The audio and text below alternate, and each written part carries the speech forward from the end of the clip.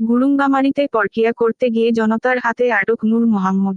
গুরুঙ্গামারী উপজেলা প্রতিনিধি। কুড়িগ্রামের গুরুঙ্গামারীতে পরকিয়া করতে জনতার হাতে আটক হয়েছে উপজেলার মৈদাম বাজারের টেলিকম ব্যবসায়ী নূর মোহাম্মদ। উপজেলার পাথরডুবি ইউনিয়নের ৪ নং ওয়ার্ড তালুকা মশালডাঙ্গা এলাকায় এ ঘটনা ঘটে। আটককৃত ব্যক্তি নূর মোহাম্মদ ৪০, অত্র এলাকার মৃত আব্দুর রহমানের পুত্র। সে পেশায় টেলিকম ব্যবসায়ী।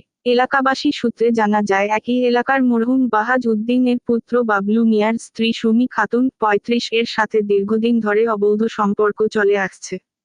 বাবলু মিয়া কাজের সুবাদে ঢাকায় থাকে।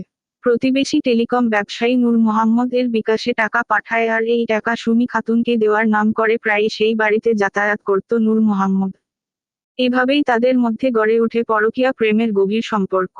এর আগেও কয়েকবার এলাকাবাসী তাদেরকে শোধরানোর জন্য বলে, তবুও তারা থেমে থাকেনি। গতরাত আনুমানিক 10:30টার দিকে ঝড়ো বৃষ্টির মাঝে নূর মোহাম্মদ অনৈতিক কাজের উদ্দেশ্য সুমি খাতুনের ঘরে প্রবেশ করে।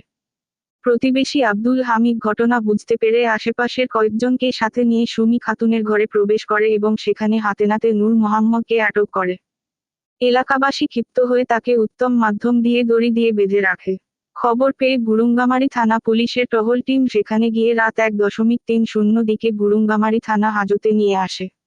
প্রেমিকার স্বামী বাবলু মিয়ার সাথে মুঠোফোনে কথা হলে সে জানায়, আমি কাজের জন্য বছরের বেশিরভাগ সময় ঢাকায় অবস্থান করি আর এই সুযোগে নূর মোহাম্মদ আমার বউয়ের সাথে অনৈতিক কর্মকাণ্ডে জড়িত হয়। আমি এর আগেও আমার স্ত্রীকে সতর্ক করেছিলাম। আমি এর সঠিক বিচার দাবি করছি। এই দুশ্চরিত্র স্ত্রীকে নিয়ে আমি আর সংসার করব না।